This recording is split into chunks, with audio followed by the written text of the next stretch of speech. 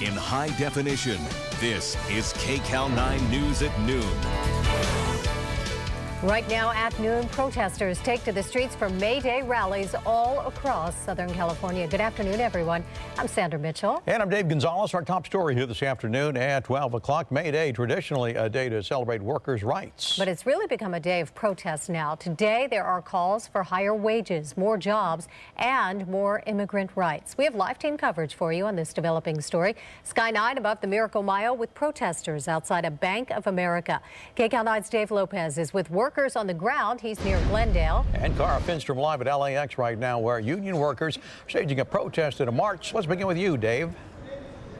Well, we're at a recycling plant. It's called South Coast Recycle. I'll step out of the way. You can get a look at the crowd. A number of politicians are here. Wendy Gruhl will be speaking in a minute, as will Eric Garcetti. The workers here selected this place. We're on a street called Doran, which is right off the 134 near Griffith Park. They selected this place because they feel that this place does not have good working conditions. They are not unionized, although a union vote was called for and canceled.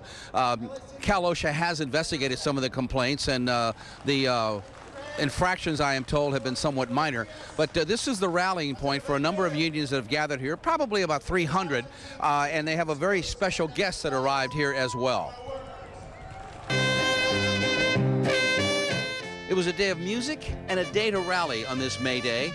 A number of different unions acting as one in front of a South Coast recycling plant that they say epitomizes everything that is wrong with today's management. And there to lead them, a giant name in the labor and civil rights movement, Dolores Huerta. It's very significant that you're here. Yes, it is. And I just received I've been announced I'm going to get the Freedom of Metal Award. And we know that workers can't be free unless they're free to organize. So I think it's very fitting that I'm able to share this day with them. And she was joined by Maria Elena Durazo, the Executive Secretary-Treasurer of the AFL-CIO. On May Day, we say look at the contributions of immigrant workers in particular, but all workers, and let's recognize what is needed. You know, immigrants started May Day when they went out on strike for an 8-hour day. That was in 1886. And so they chanted, waved signs, listened to speeches, and made sure that their voices and their concerns were heard. Back live, you can perhaps see Eric Garcetti at the podium delivering his speech. Wendy Gruhl, I'm told, will go next. Again, I mentioned a crowd of probably neighboring in about 300. They've been bussed in. They represent a number of unions.